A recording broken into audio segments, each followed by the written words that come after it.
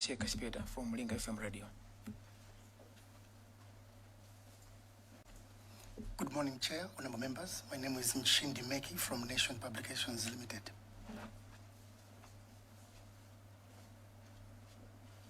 Good morning, Chair. My name is Constance Kamtemen from Lunta TV.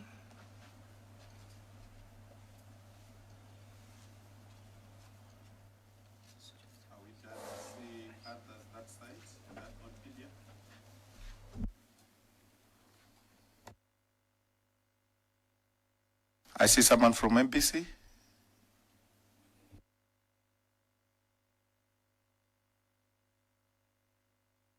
Good morning, Chair. My name is Trust Office from MPC. Thank you.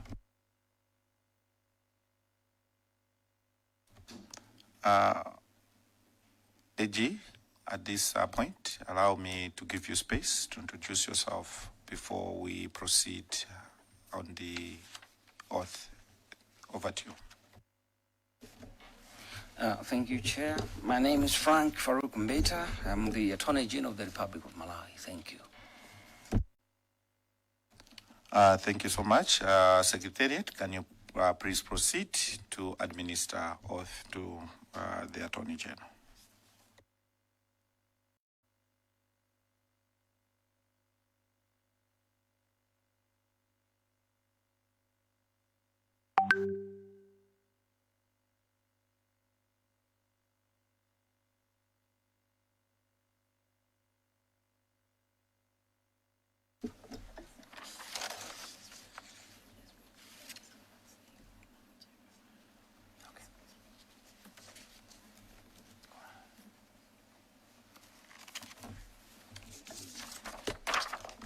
I, Frank Farouk Mbeta, do solemnly swear by the Almighty Allah that the evidence I shall give shall be the truth, the whole truth, and nothing but the truth. So help me Allah.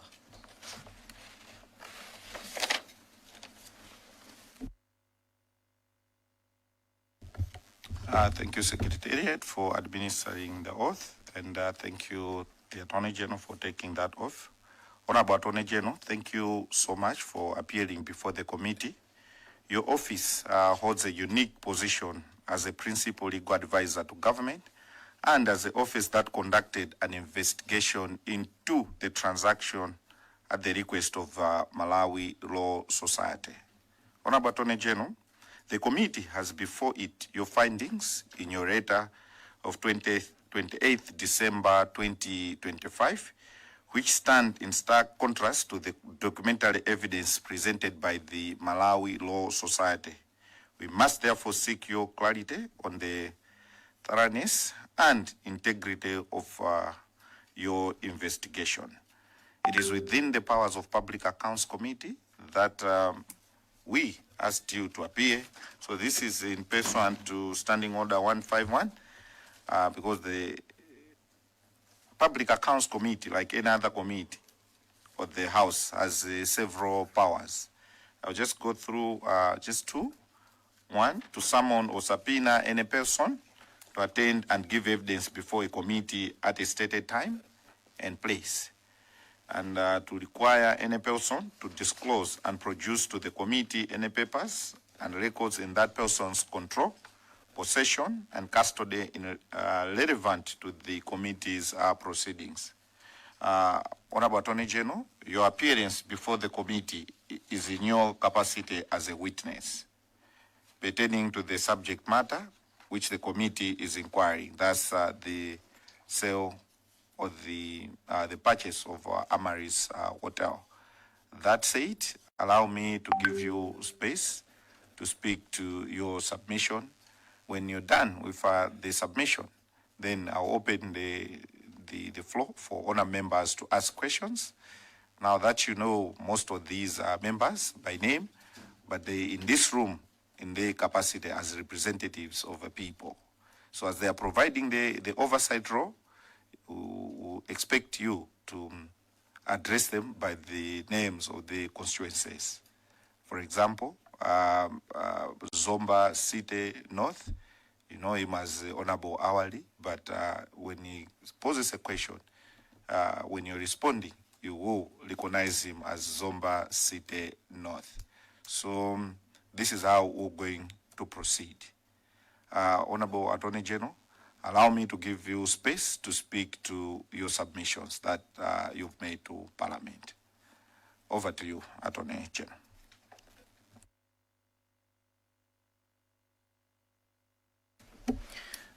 Thank you, Chair.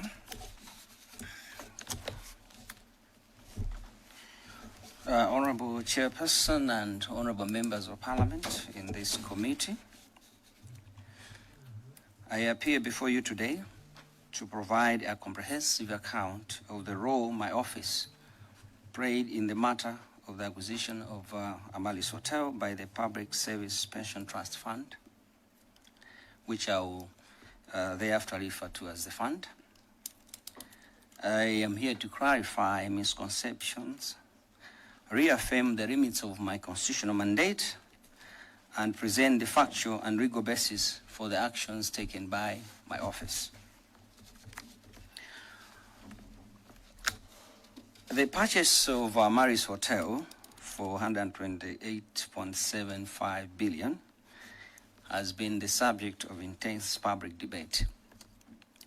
My objective today is not to defend the commercial wisdom of the transaction itself, because that falls outside my mandate, but to demonstrate that my office acted with the utmost propriety, in strict adherence to the law, and within the boundaries of the Attorney General's constitutional role as defined by Section 98 of the Constitution. Let me begin by giving just a little view about the fund. It is imperative that it be understood that as I proceed with my presentation, I'm mindful, just as I was when I provided the advice that I did on 28th December 2025, that the fund is established under a trust deed. It is not a parastatal. And in the trust deed, the Attorney General is not given any mandate whatsoever. There are certain offices that are given mandate in it. So I did carry out my duties as they arose, mindful of what institution I was dealing with. Honorable Chair,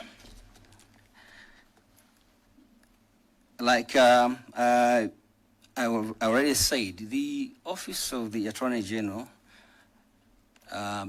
is created under Section 98 of the Constitution of the Republic of Malawi as principal legal advisor to the government.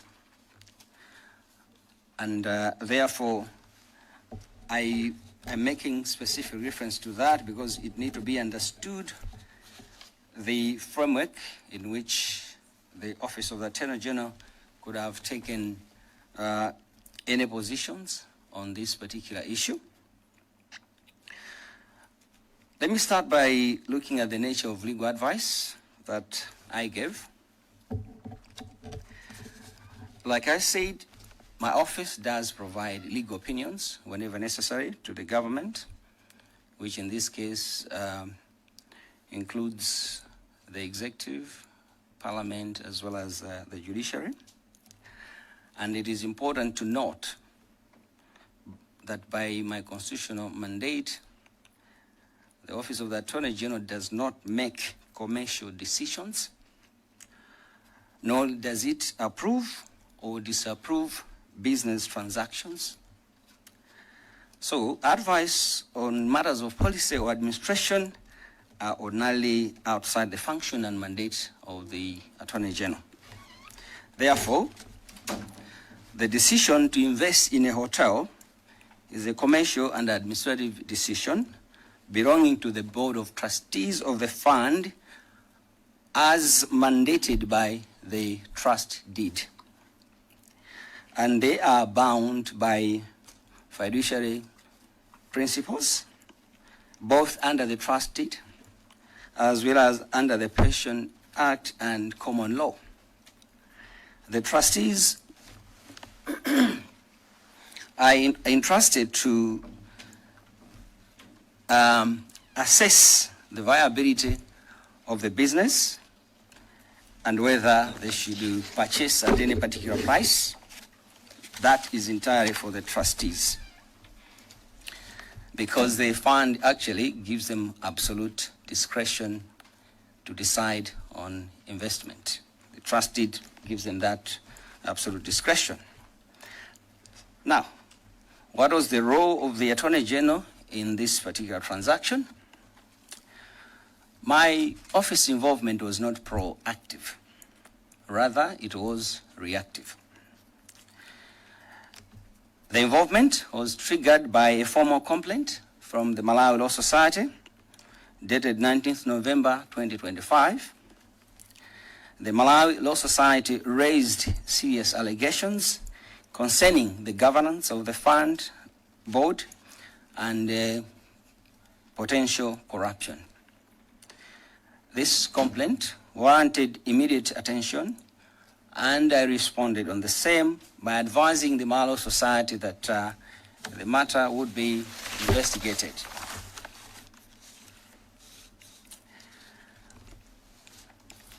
As a result, I did instruct the Anti-Corruption Bureau to issue a restriction notice against proceeding with the sale until the allegations of corruption were investigated. This was a precautionary measure to preserve the status quo and prevent any potential dispersion of assets or finalization of a potentially tainted deal whilst the allegations were being investigated.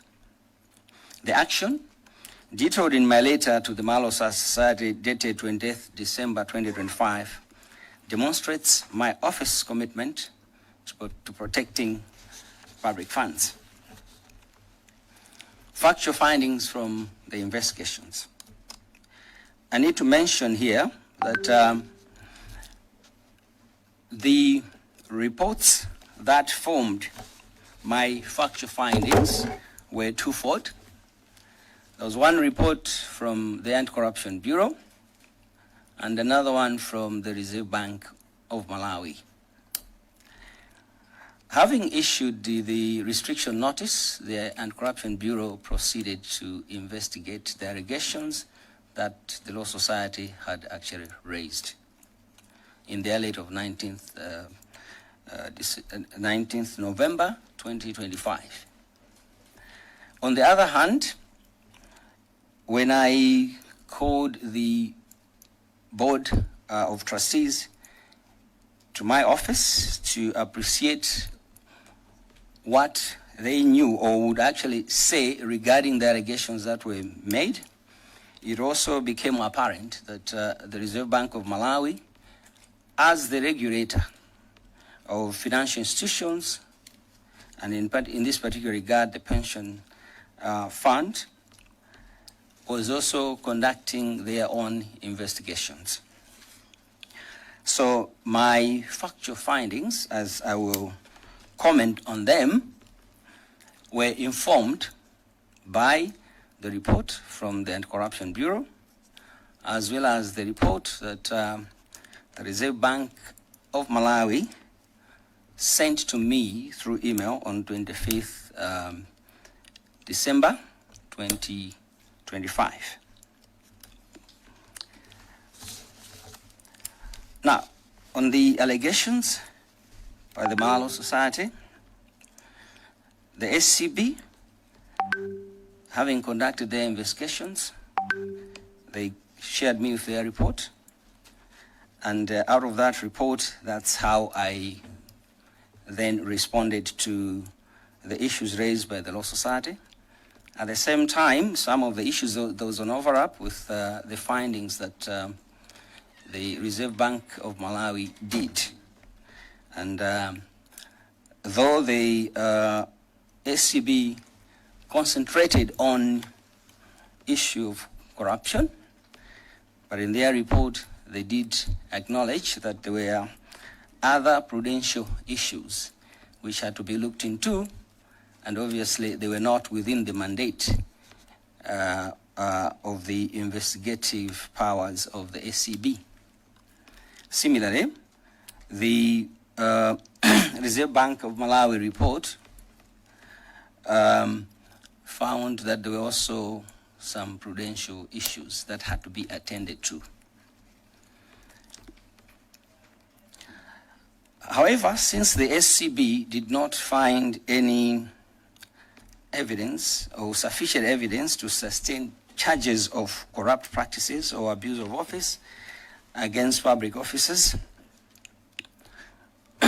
I towed the same line, because obviously the SCB is the appropriate institution to deal with matters of corruption.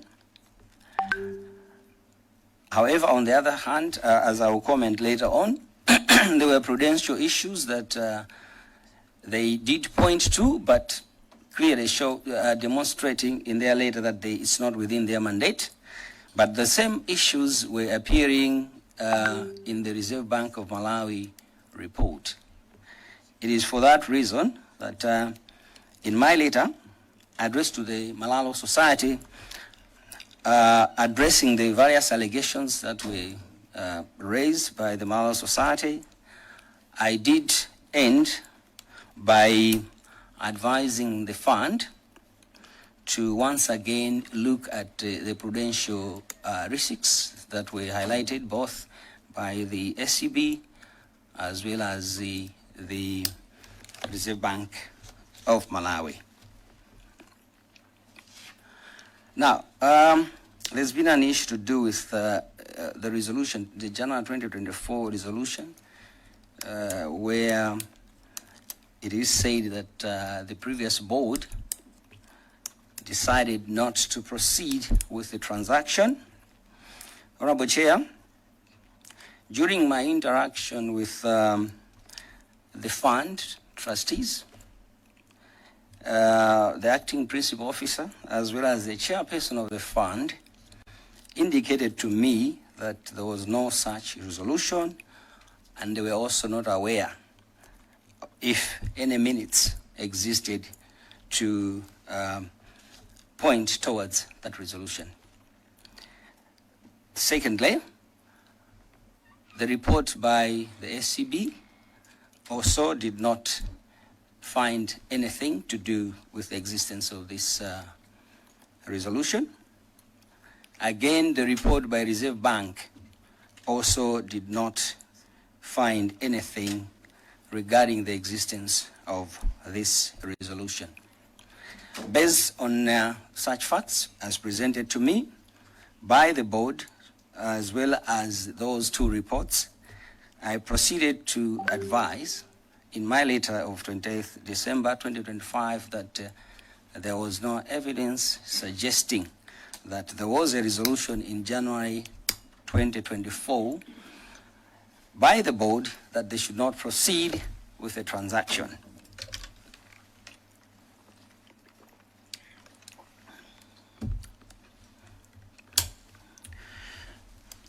Honorable Chair, you will agree with me that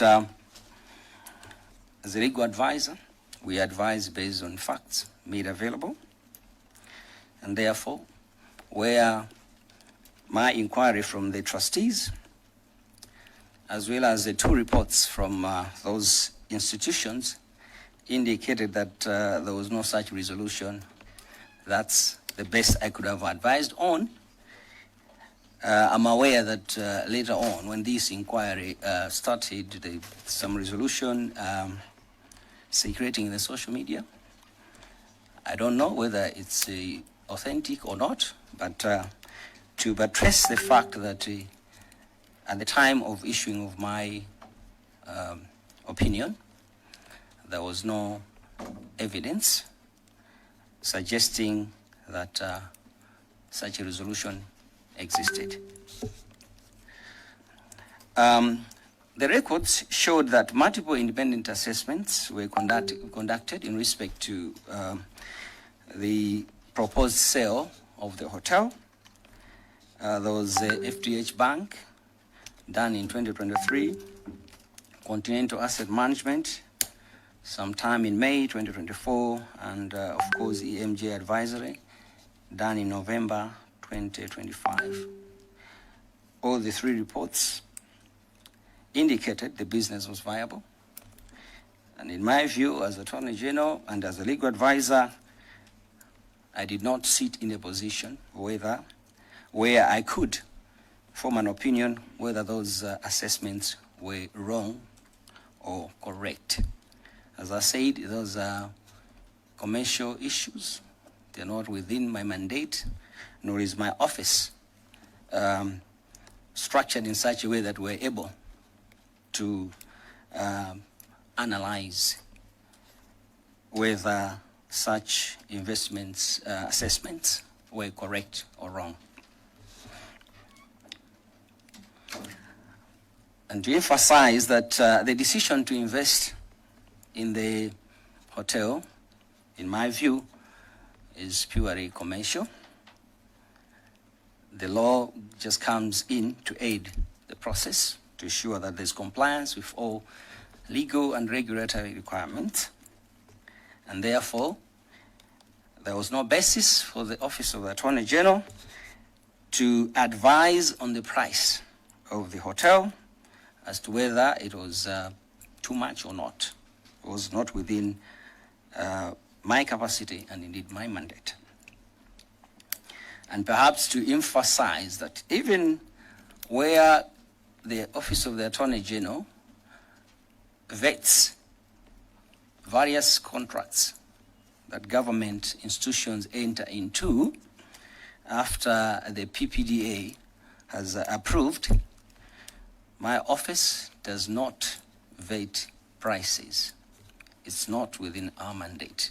We look at the law and whether the law has been complied with. Prices are not within our mandate. In that vein, I therefore did not form an opinion as to whether the price was too much or not, because it's not within our mandate.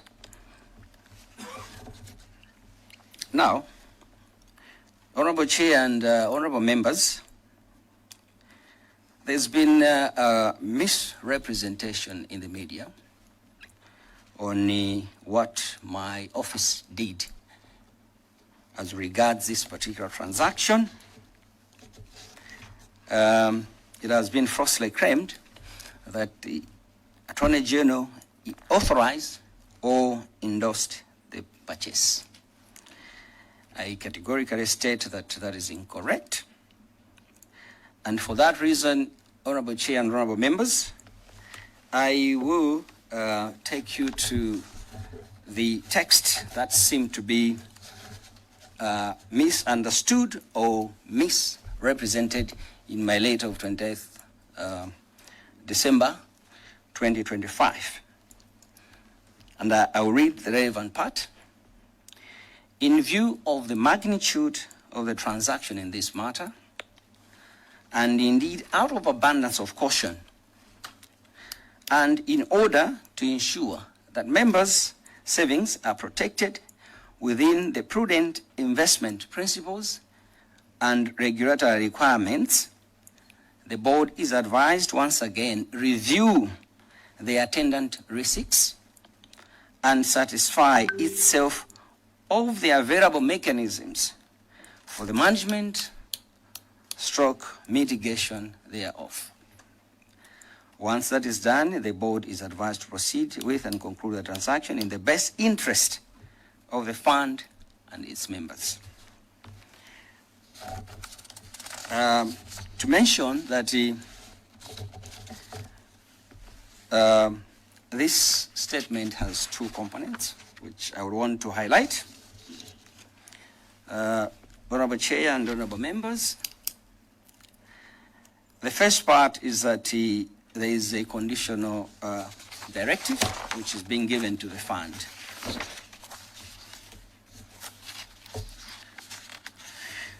and this was not a green light, it was a conditional statement.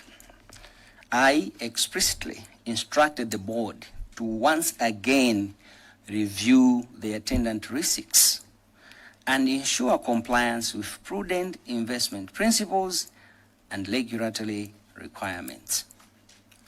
This was a mandatory condition precedent to any further action. I did not assess those receipts because they fall outside my mandate. Other than that, those ordinarily would be assessed by the Registrar of Financial Institutions, in this case, the Governor of the Reserve Bank of Malawi and his team. On the other hand, the trustees have an explicit mandate to do the assessment by themselves because they carry with them fiduciary obligations in terms of how they run the fund. So even though the trust deed gives them absolute discretion to decide on what sort of investment they should do, but that comes with the fiduciary obligations to make sure that the investments they decide to engage in must be those that are within prudent investment principles and also do adhere to regulatory requirements. So what I was doing there is to remind them that you have this duty and make sure you do what you are supposed to do. So I advised them to do that risk assessment. And I did that mindful that the RBM report had raised issues regarding those risks, and therefore that informed my position in saying you need to address the attendant risks. And by the way, the report that was given to me was by the Reserve Bank Governor was also made available to the fund trustees, and therefore they understood squarely what I meant when I said they must review all those risks. And to also buttress the fact that the language was so clear, and I was fortified in my believing so, because the trustees are people that would properly understand their roles, and I believe they did understand their duties and roles, and for that matter, they are led by a chairperson who is a lawyer, trained draftsman, and therefore the reading of any legal language would not be an issue. So my belief was they will attend to those risks as advised, and also as advised by the Reserve Bank of Malawi. Now, the other bit of that statement would be deemed as permissive, as a permissive statement. The phrase proceed with and conclude the transaction is entirely dependent on the satisfaction of the first condition, which is look at all the risks, satisfy yourself that you have complied with them, then you can proceed. I was mindful of their absolute discretion as granted to them by the trust fund, the trust deed. Therefore, it was not in my space to begin to take away their powers. But still, my emphasis was in going ahead with your decision. You need to make sure that you've attended those risks, and also that the conclusion of the transaction should be in the best interests of the fund and its members. That was coming from a basic understanding of the law of trust, where a trustee knows that he must put the interest of beneficiaries first. That's why I emphasize on the best interest of the fund and its members.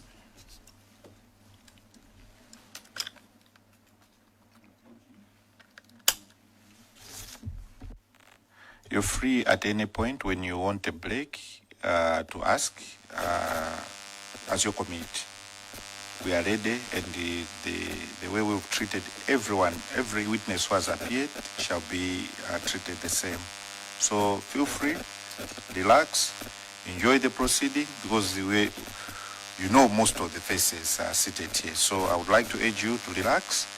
Where you feel you need more time, kindly request for the same. Where you feel that no, can we break, you're free to request for such, because as your parliament, we just want to get the information. There's nothing more that we'll ask members or witnesses to. So feel free and relax. Just relax as you can, so that your committee can keep getting information that will help us reach to the final conclusion of this inquiry. So once again, if you feel like you need a break, don't worry. Your committee is here to support Parliament and get the details in a conducive manner. Over to you, Honorable Attorney General. Thank you, Honorable Chair. Thank you for that kindness. Should we get to a point where I need that break, I will not hesitate to indicate so. So I was at a point where, Honorable Chair and Honorable Members, I was saying the other part of my statement was a permissive statement, which was dependent entirely on satisfying the condition precedent, which is to deal with the prudential issues that the Reserve Bank of Malawi had raised, and which I, therefore, did raise with a fund. It was not an authorization of the transaction's merits, but it was a legal statement that if the board fulfilled its fiduciary duties and prudential reviews, they could proceed from a purely legal standpoint. Given that the SCB had created the transaction of corruption at that stage, so my advice was process-oriented, not commercial. Now, in terms of alignment with regulatory advice, my advice was further reinforced by the Registrar of Financial Institutions in his letter, which he wrote to me on 6th January 2026. But of course, I received it on the 10th of January 2026. Dr. McDonald Mwale stated unequivocally that the transaction should not proceed until the identified prudential risks were addressed. In my view, that was in line with what I had already told the fund. Address the prudential issues first, and then, only then can you proceed with the transaction. So you can actually see, Honorable Chair and Honorable Members, that my advice and that of the Registrar of Financial Institutions was at par to the fund. Now, allow me, Chair and Honorable Members, to also talk about the question of authorization and legal authority. I wish to draw the committee's attention to a fundamental principle of administrative law, that an officer created by a particular law should only act within the mandate of their law that creates that office. It is in that regard that the Attorney General has no power to authorize commercial investments by any statutory body. To suggest that is to misunderstand the separation of powers and responsibilities within the government setup. The power to invest lies with the Board of Trustees as given to them under the Trust Deed and the Pensions Act. My office does not and cannot sit as a super board over state organizations. Importantly, it is important to note that the trust fund is essentially a body corporate. Now, the danger of conflicting legal advice with commercial endorsement. If the Attorney General was to authorize transactions, it would create a dangerous precedent. It would absorb the powers, the fiduciary duties that are placed on boards and the people that are entrusted to hold positions in those boards, and perhaps even transfer the liability that arises from any decisions made in investments to the Office of the Attorney General, yet the Office of the Attorney General is neither structured nor mandated to do that. The role of the Attorney General is to advise on what the law is and not to show how businesses should be run. In that regard, the final decision on this particular investment would only lie with the trustees of the fund. And that's why you may have seen, Honorable Chair and Honorable Members, that the agreement for the sale of this hotel was signed by the chairperson as well as another trustee. Because those are the people that are mandated to transact, and they were doing so within that mandate. And allow me, Chair, Honorable Chair and Honorable Members, to comment on the regulatory concerns, like I earlier on said, that the Reserve Bank had raised. In my letter of 28th December 2025, I did acknowledge the serious prudential concerns raised by the Registrar of Financial Institutions. As I have already said, the RBM report that was made available to me did highlight potential liquidity mismatches and concentration risks, among other risks. And to emphasize, Honorable Chair and the members, that those are not legal opinions. Those were risks identified by a team of experts within the Reserve Bank of Malawi, who are essentially economists, finance people, and the like. So they were not legal in nature. And because they are coming from financial expert analysis of the risks, that is why I did emphasize to the fund to review those issues before proceeding to finalize the transaction.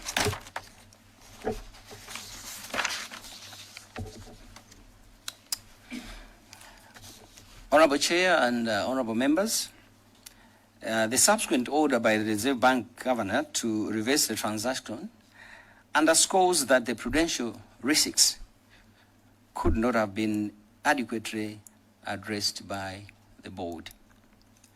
And that confirms my conditional advice to review the risks before proceeding with the transaction.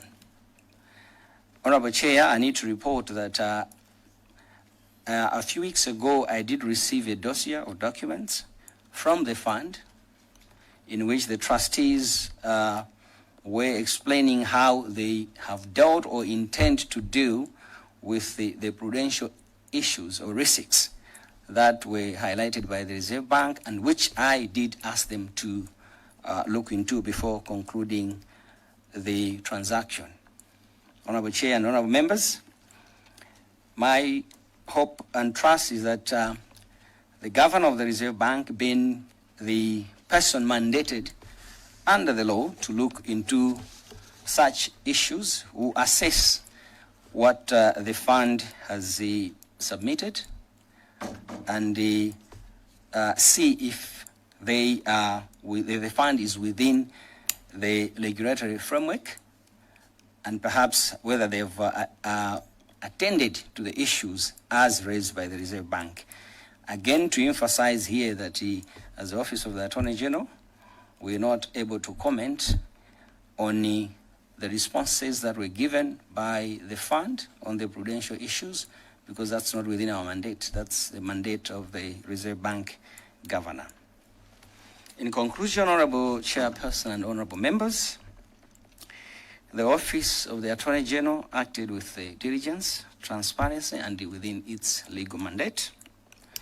Upon receiving the complaint from the Malalo Society, we initiated an anti-corruption probe. And upon receiving the reports from SCB, as well as the the Reserve Bank of Malawi, we issued a cautious, conditional legal guidance, explicitly directing the board to first address the serious prudential risks.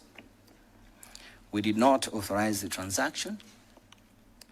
We merely facilitated a lawful process which the board was then obliged to execute responsibly within their fiduciary duties.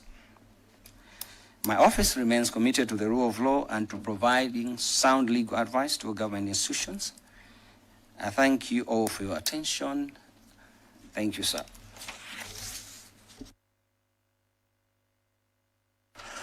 Thank you, Attorney General, for that submission as one of the witnesses in the inquiry that Public Accounts Committee has been undertaking.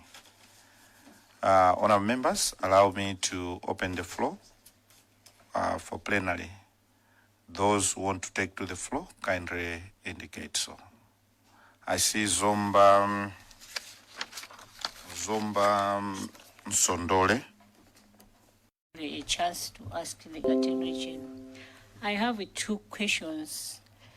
The first question is that I wanted the Attorney General to tell this committee when did he appointed as an Attorney General and when did he start the work as an Attorney General of Malawi. The second question is, can he tell this committee when did he know about the purchase of the Amaryllis Hotel? Thank you, Chair.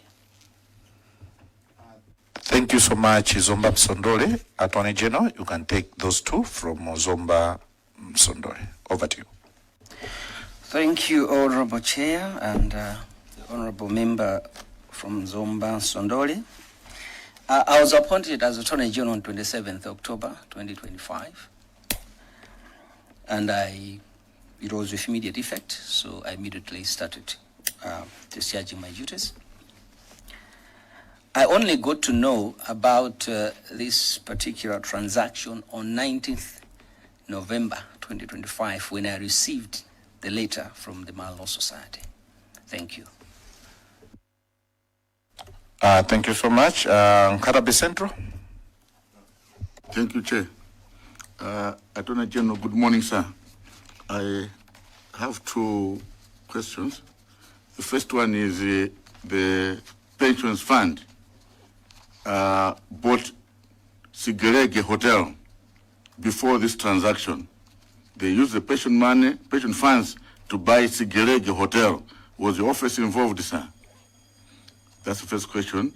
The second question is several officers of the fund has appeared before this committee and other board members.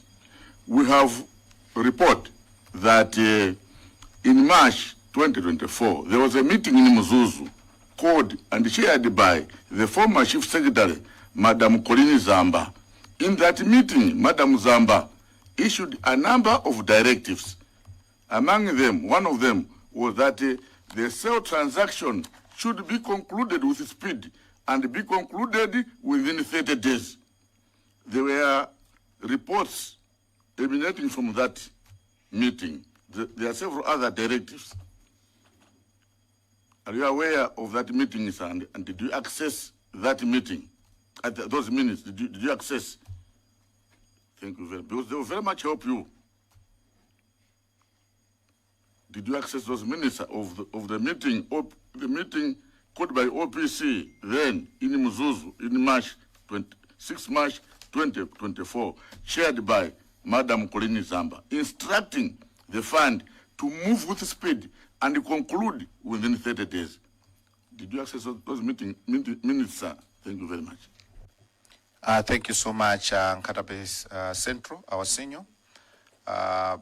Attorney General, you can take those questions from Nkatabe Central. Over to you. Thank you, Honorable Chair and Honorable Member from Nkatabe Central. I do not have information on how Sigerege was purchased by the fund.